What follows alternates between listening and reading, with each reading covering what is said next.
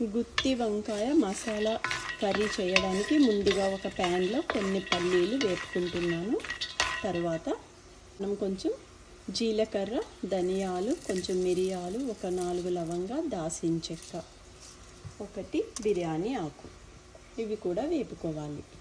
ఇవి కూడా దోరగా వేపుకోవాలి మాట. ఇప్పుడు ఎండుమిరపకాయలు ఒకసారి అట్లా కలుపుకోవాలి.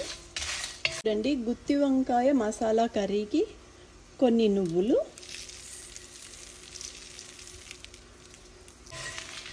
ఒకసారి ఇట్లా కలుపుకోవాలి.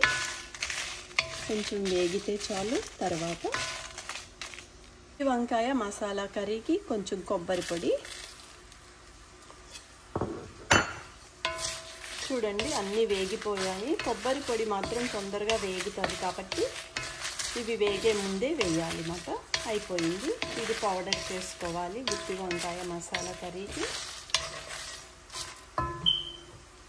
ఇప్పుడు గుత్తి వంకాయ మసాలా కర్రీకి మసాలా గ్రైండ్ చేసుకోవాలి. కొంచెం వాటర్.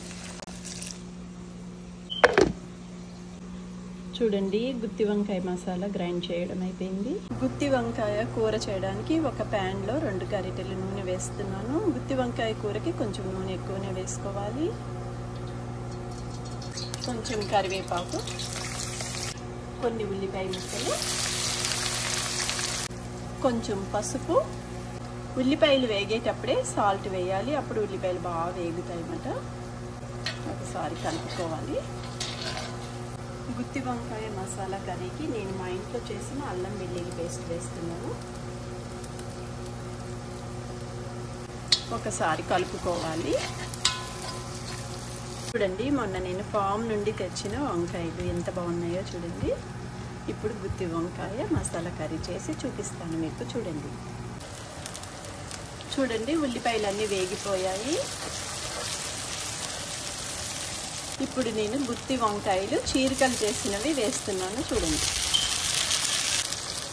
ఇవి ఒకసారి మసాలా అంటుకునే వరకు కలిపేసుకోవాలి. తర్వాత ఒక 15 నిమిషాలు చిన్న మంటలో ఈ వంకాయలన్నీ మగ్గిపోవాలన్నమాట. తర్వాత నేను ఇప్పుడు మూత పెట్టేసి గుత్తి వంకాయ మసాలా కర్రీ అన్నమాట. ఇప్పుడు ఇందులో నేను ఇందాక నేను గ్రైండ్ చేసిన మసాలా వేస్తున్నాను.